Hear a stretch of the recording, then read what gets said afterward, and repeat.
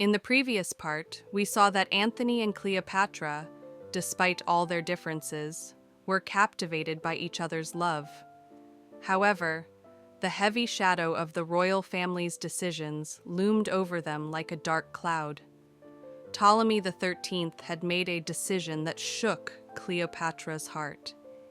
He intended for her to marry his son, a boy younger than Cleopatra, once he reached the age of marriage. Ptolemy believed Cleopatra to be exceptionally beautiful and intelligent. Through this marriage, the royal family hoped to gain even greater power. Now, the story enters a new phase. Cleopatra, accompanied by her loyal maid, Charmion, participates in a lion race. Charmion, a maid whose life was supposed to pass in the shadow of her master's, now finds herself ensnared in a love that has set her heart ablaze. She has fallen in love with the winner of this race, a handsome young man of Persian-Syrian descent. But this love, for Charmion, is like a distant star, beautiful, yet unattainable. She is a maid, and the laws of the world keep her far from this forbidden love. Yet, the heart knows no laws. Follow this emotional and thrilling story, a chapter of unforgettable events in my life. One of these moments was attending the Alexandrian circus with Cleopatra. Until that day, I had heard much about the Alexandrian circus, but had never seen its performances. They told me, the shows of the Alexandrian circus were unique in the world, and anyone who hadn't experienced them might as well not have seen the world, for they would miss the joys of life. On the day I went to see the lions of the circus, as always, I entered with Cleopatra. She and the other children of the Egyptian king sat in a large box reserved for them, while I stood behind them. The performances we witnessed that day in Alexandria were a prelude to the grand chariot race. They said 10 chariots would race in the circus, each pulled by 4 lions. I could not believe it. I knew how impossible it was to harness wild creatures like lions. 10 chariots, each with its own distinct color, entered the arena and lined up side by side. I counted and saw that a total of 40 lions had been harnessed to these chariots. 40 lions, all male, with full manes, in a single row. It was both terrifying and astonishing. Even though I saw the lions with my own eyes, I couldn't believe the scene was real. I kept thinking, how is it possible for 40 male lions to stand in a row together? The members of the royal family were conversing among themselves. I overheard their discussions about the lions' leaps.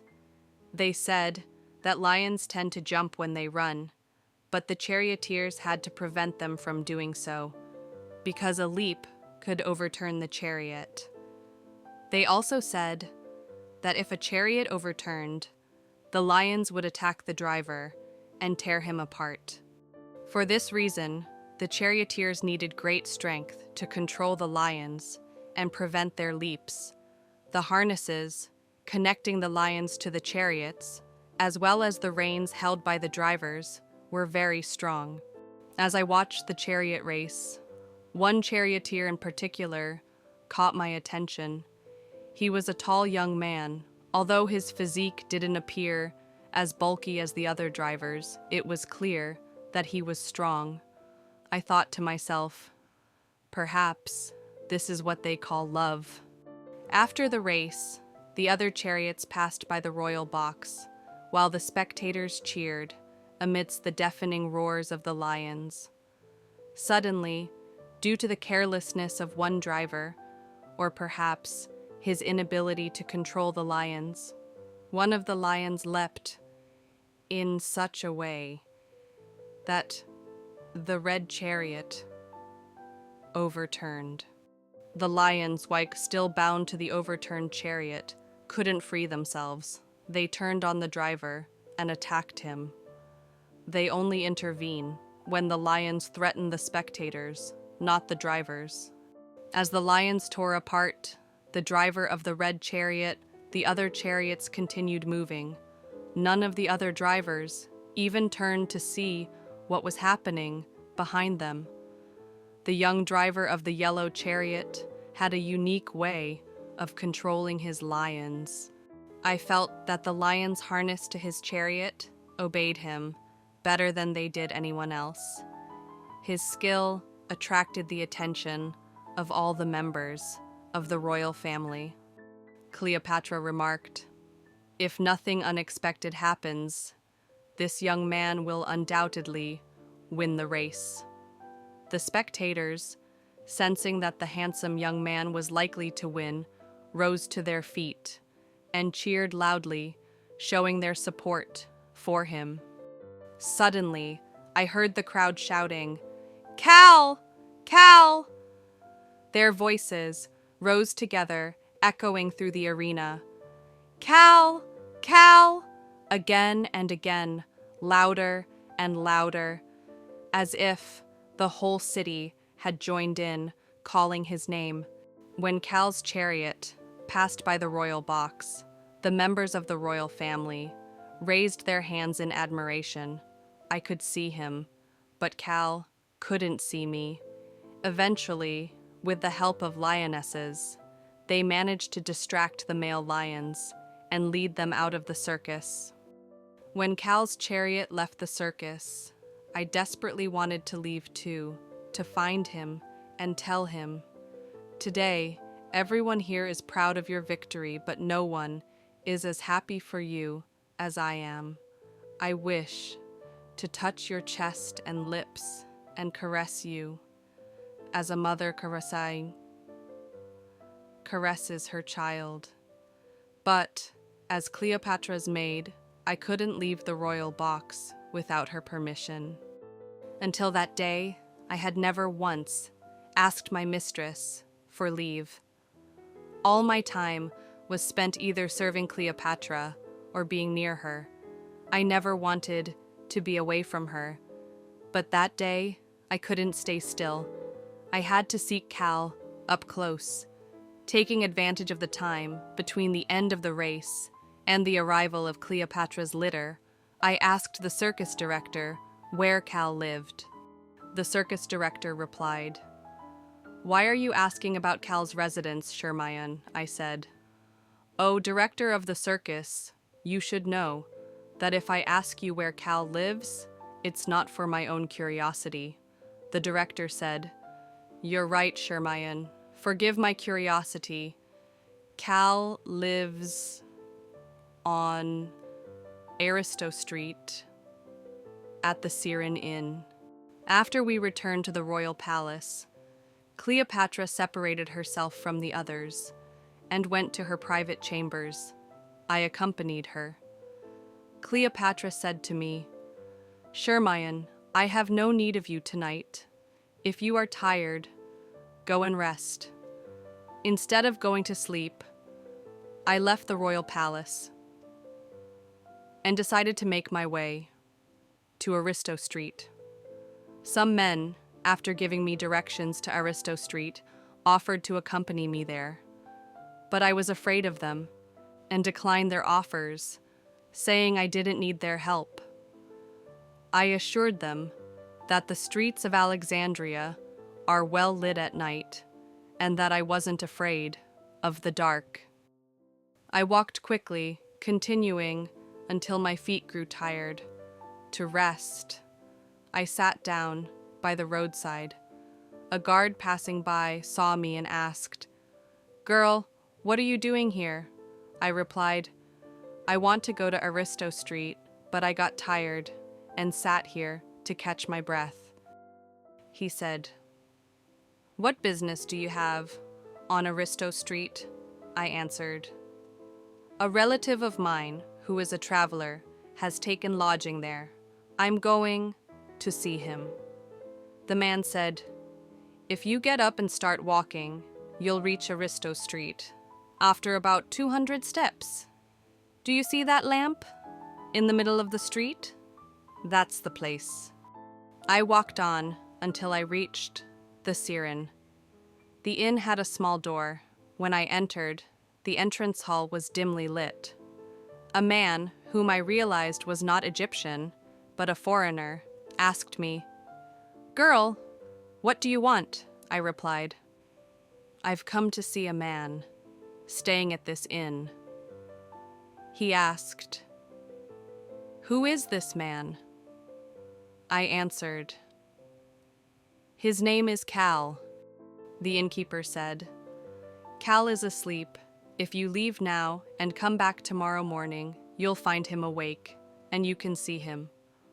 I replied, "He is one of my relatives, and if he knows I came here to see him, he will wake up, show me his room, and I will enter myself and wake him up."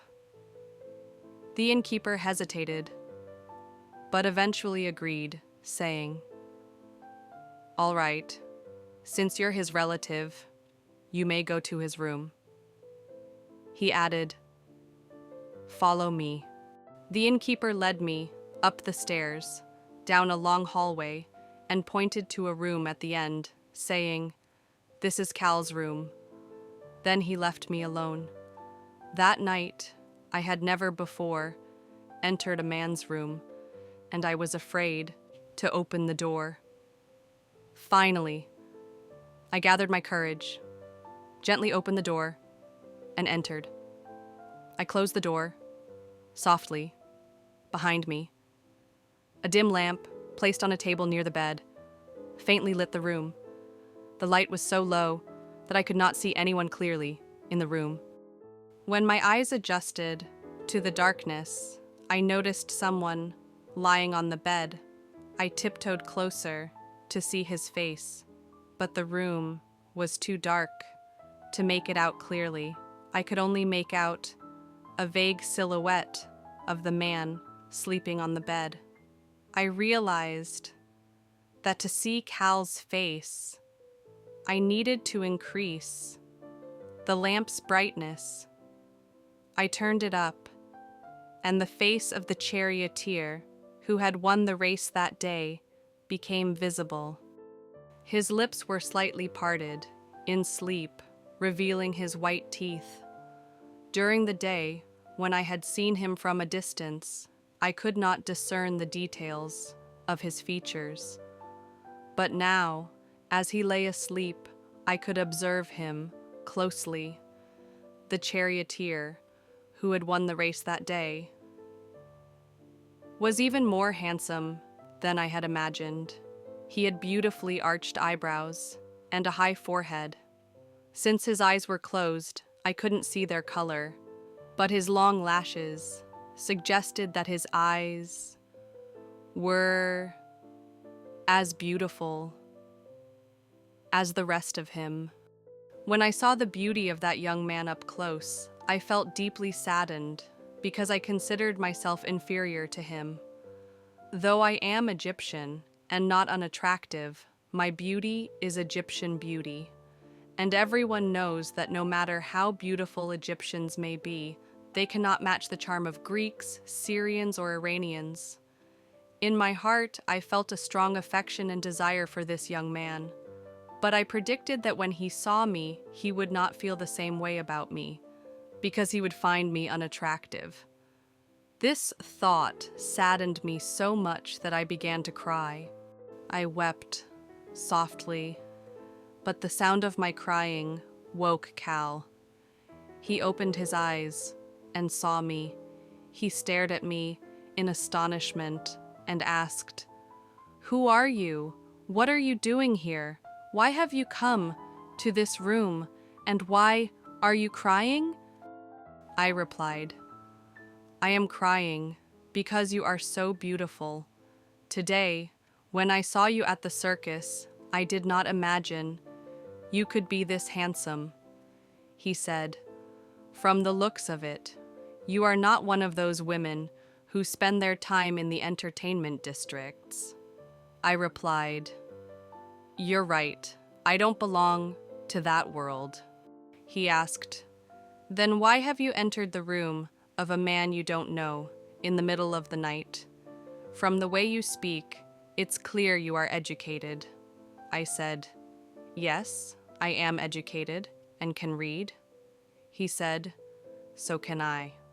I continued, Today, after seeing you at the circus, I told myself that I must find a way to meet you and see you up close. Cal asked, Then why were you crying? I replied, Because you are so beautiful, and this beauty saddens me. I fear that once you see me, you will despise me. Cal asked, What is your name? I answered, My name is Charmion.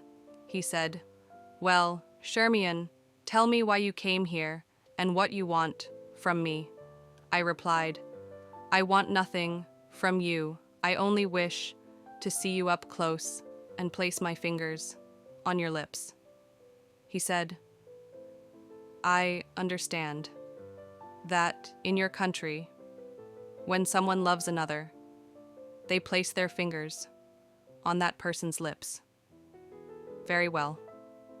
Come and place your fingers on my lips.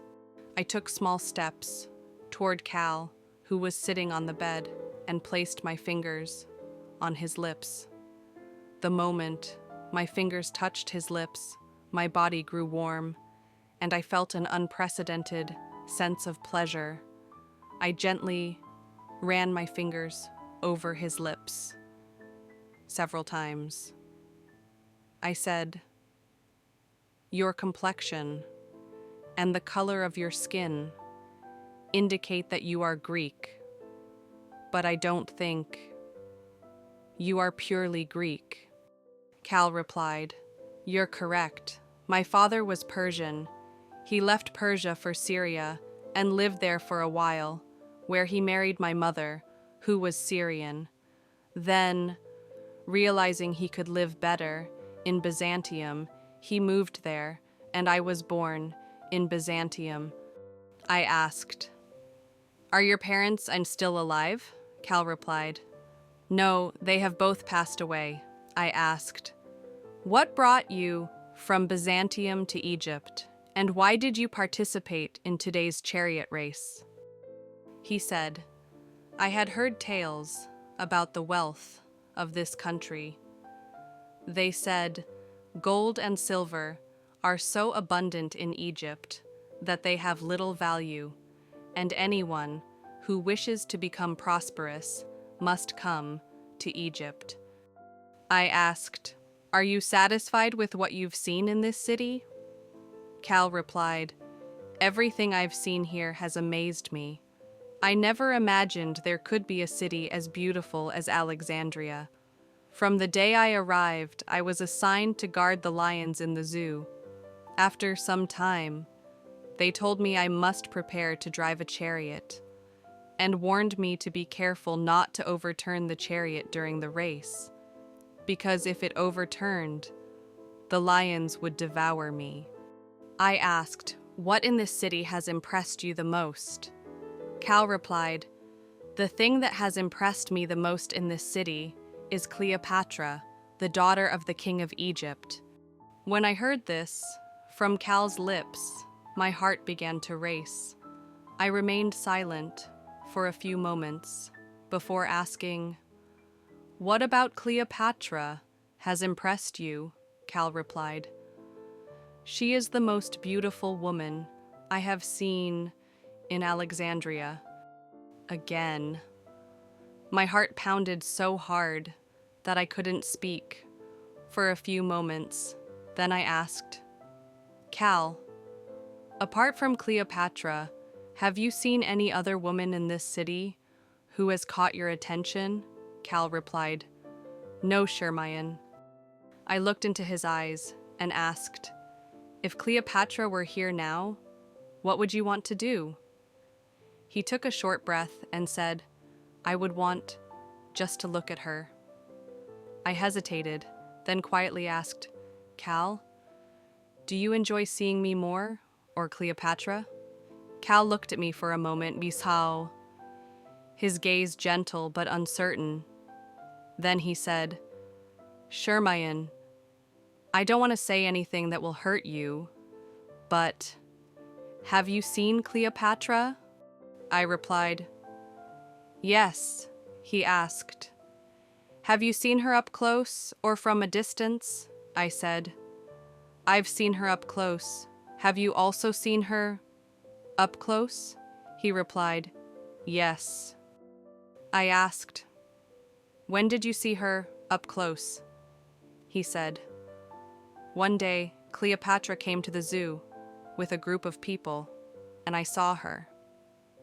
I knew that on the day Cleopatra went to the zoo, I was with her, because the daughter of the king of Egypt always took me with her wherever she went. But on that day, I had not noticed Cal in the zoo because he was not prominent enough to catch my attention. What made me notice Cal was that he outpaced everyone in the circus. Otherwise, I would not have paid him any attention. Cal asked. I asked you about Cleopatra, and you said you've seen her up close. Tell me, is she more beautiful than you, or are you more beautiful than her? I mean, in general, do you think you are better than Cleopatra, or is she better than you? I said, Cleopatra is a beautiful woman, and when a woman is beautiful, things like clothes, jewelry, and attention make her look even more beautiful. But there is something else that adds to a woman's charm, and that is her place in society, her title, and her power. If you saw Cleopatra without knowing who she was, she might not impress you as much. But when you realize she is the daughter of the king of Egypt, her presence feels stronger. Because who a woman is can make her seem even more beautiful. Cal looked at me and said, So, you really believe you're more beautiful than Cleopatra? I nodded. Yes, I do. I think I am. He paused for a moment, then said, Charmion, I hope you won't take this the wrong way, but I think you might be seeing it differently than I do. Cleopatra's skin is light, and yours is darker. She doesn't really look Egyptian, but you do. And that nose of hers, the one you said was a flaw? To me, it's part of what makes her so striking. Cal said, I plan to go to the theater the night after tomorrow to watch a performance. Can you come to the theater so we can be together? I replied, I don't have control over my actions. Someone else decides for me. If they go to the theater, I will go too. Otherwise, I cannot. I have no independence and cannot tell you whose servant I am. But you should go to the theater the night after tomorrow, and perhaps I will be there too. I couldn't stay with Cal any longer, and reluctantly I bid him farewell and returned from the Siren to the royal palace. I was astonished to see that the lights in some rooms and even Cleopatra's chamber were still on. I hurried to my own room, which was adjacent to hers. My mistress called out to me and said, Charmion, where have you been? I replied, My lady, I couldn't sleep tonight. To tire myself out, I went to the garden and walked for a while, hoping that exhaustion would help me fall asleep. Upon my return, Cleopatra said, So you don't know what has happened then? I asked. What happened, my lady? Cleopatra replied, The southern tribes have revolted. A large fleet of their boats is moving north along the Nile, attacking villages, massacring inhabitants, assaulting women, and seizing all property, especially grain and livestock. In some areas, they've killed so many people that the waters of the Nile have turned red with blood. Ptolemy XIII said, I will immediately order a proclamation throughout the city calling upon all young men to come forward tomorrow, receive weapons, and begin military training. If Alexandria is attacked, we must be prepared to defend it. That same afternoon, town criers spread the proclamation throughout Alexandria, urging all men, especially the youth, to report to the circus the following day to join the militia. At dawn the next day, Cleopatra rode in her royal litter and took me to the circus with her. When we arrived, we saw several officers and soldiers already gathered there. A few volunteers had also come forward to join the militia.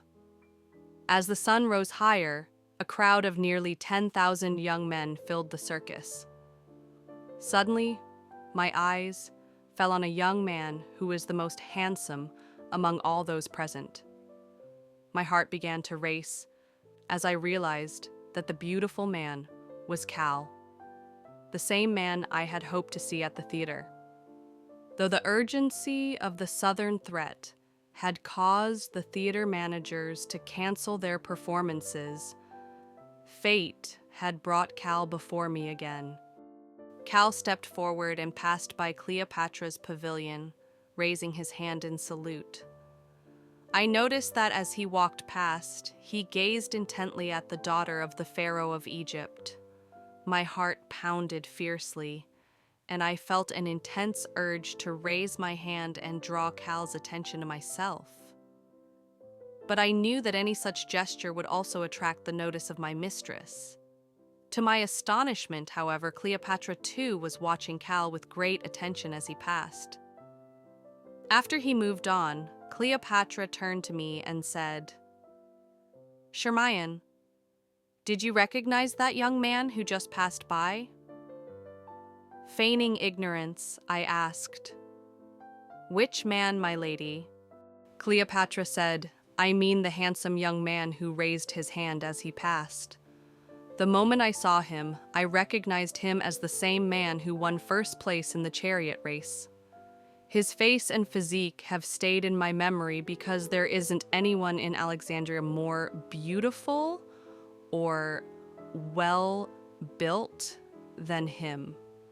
If the sculptors of Greece knew such a young man existed in Egypt, they would come here and persuade him to return with them to Greece so they could carve his likeness into marble." When Cleopatra said this, I couldn't help but compare her words to what Cal had once told me. Cal believed that Cleopatra was the most beautiful woman in Egypt, while Cleopatra now declared that Cal was the most handsome young man in Alexandria. Though they had never spoken a word to each other, it was clear that they admired each other from afar. Until that moment, I didn't truly understand what jealousy was. I had heard the word many times, but I didn't know its meaning. That day, I learned the bitter taste of jealousy. However, my happiness was short-lived, as I noticed that Cleopatra frequently turned her gaze toward Cal, paying him more attention than she did to any other soldier. Cal's performance during training was exceptional, particularly his spear-throwing skills, which drew admiration from the Egyptian officers. One of them selected Cal from among the others and declared that he had the potential to lead the militia and train the soldiers himself. At this, Cal was asked to demonstrate his skills in front of Cleopatra, and he threw his spear 3 times, hitting the target each time with remarkable precision. Cleopatra signaled for Cal to approach her, and I sensed that her invitation was not merely to praise his skill, but also to see him up close. Cal approached with his head held high and chest out, his natural confidence making him appear like a prince despite his simple attire. Cleopatra asked him, "What is your name?" He replied, "My name is Cal." She then asked, "Where are you from?" Cal said, "I was born in Byzantium." Cleopatra remarked, "So you're Greek?" Cal replied, "By birthplace, yes. But my father was Persian and my mother was Syrian." I couldn't help but notice how Cal's manner of speaking to Cleopatra was similar to how he had spoken to me that night at the Siren. I studied his eyes carefully, searching for any sign of affection toward Cleopatra, but found none. This realization gave me some comfort, for it meant his heart was not yet hers. Cleopatra asked, "What other weapons can you use?"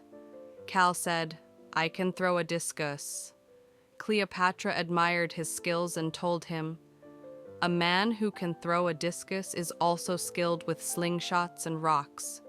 You'll be able to fend off enemies not just with spears, but also with stones and slingshots." She then appointed Cal as the leader of a militia unit and instructed him to ensure that no invader set foot in the library, declaring that the library's value to Egypt was greater than that of any individual citizen's life. "If people die in war," she said, "their loss can be replaced by future generations. But if a single book is lost, its knowledge can never be recovered." The night the southern tribes attacked Alexandria was unforgettable. From all directions except the northern sea, the sound of their war drums and shouts filled the air. They used the drums both to intimidate the city's defenders and to communicate with each other. Our militia lit torches and prepared to defend the city. The defenders' catapults rained stones down on the attackers, catching them off guard. Unprepared for such resistance, the tribes left their dead and wounded behind and retreated. Though the catapults of Alexandria were small and lacked full effectiveness, they managed to repel the invaders wherever they were deployed. Several leaders among the city's defenders were commended by the pharaoh, but none received as much praise as Cal. In recognition of his bravery, Ptolemy XIII awarded him the rank of centurion. While I was overjoyed by Cal's promotion, I was also deeply saddened, knowing that it was Cleopatra's suggestion to the pharaoh that had secured his new rank. Cal, now indebted to Cleopatra, would inevitably grow closer to her. The soldiers under Cal's command, as soon as they learned they were dismissed, left the library. Some of them went to their homes to eat, while others whose homes were far away went to one of the food distribution centers for the guerrilla soldiers. But Cal did not leave. Cleopatra told me, "Charmion, take a piece of beef from the litter and give it to Cal because he is hungry and needs food." I took a piece of beef from the litter, approached him, and gave it to Cal. He asked me, "Where did you get the meat from?" I said, "Cleopatra ordered me to bring it to you." Cal said, "Charmion, you are a good girl. But ever since I found out that you are Cleopatra's servant, a barrier has appeared between us." I asked, "Why has a barrier appeared between us?" He said, "The night you came to the inn and spoke to me, you told me that as a servant you have no control over your own life. But I didn't know you were Cleopatra's servant." I said, "What difference does it make whether I'm Cleopatra's servant or not?" Cal said, "It makes a great difference. If you weren't Cleopatra's servant, I could have bought you from your master with the reward I received after the lion race. But now I cannot, because Cleopatra has done me a kindness, and I don't want to deprive her of her trusted servant. Besides, I've realized you are very close to Cleopatra. Moreover, I'm sure you yourself wouldn't want to leave the daughter of the king of Egypt." I said, "Cal, when I see you, I feel I can leave the daughter of the king of Egypt just to be with you. Every night when I'm about to sleep, I close my eyes and imagine the feeling of placing my finger on your lips and caressing your chest with my palm. This thought never leaves me, not even for a single night." Cal said, "Every night I also think about placing my finger on a woman's lips." I was overjoyed by this and asked, "Cal, do do you also imagine placing your finger on my lips every night in your fantasies? He said, No, Charmion. The woman whose lips I imagine placing my finger on is Cleopatra. I burst into tears upon hearing this, because I thought that just as I constantly thought of Cal, he would also think of me. But it turned out that Cal was thinking of Cleopatra. While eating the meat, Cal said, Charmion, why are you crying? Are you upset because I'm telling you the truth? Would you prefer me to lie to you and make you smile with falsehoods? I said, No, Cal. No lie can bring true joy. Cal said, What difference does it make to you whether I imagine placing my finger on your lips or Cleopatra's lips? I said, The difference is that if you imagine me in your thoughts, I can hope that one day you will propose to me and make me your wife.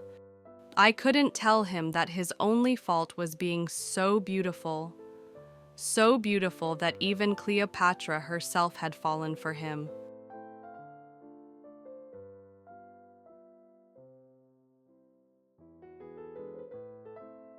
Follow the mysterious story of Cleopatra's life in future episodes. Stay tuned for the next parts. Make sure to subscribe to the channel and turn on the notification bell so you don't miss any exciting episodes.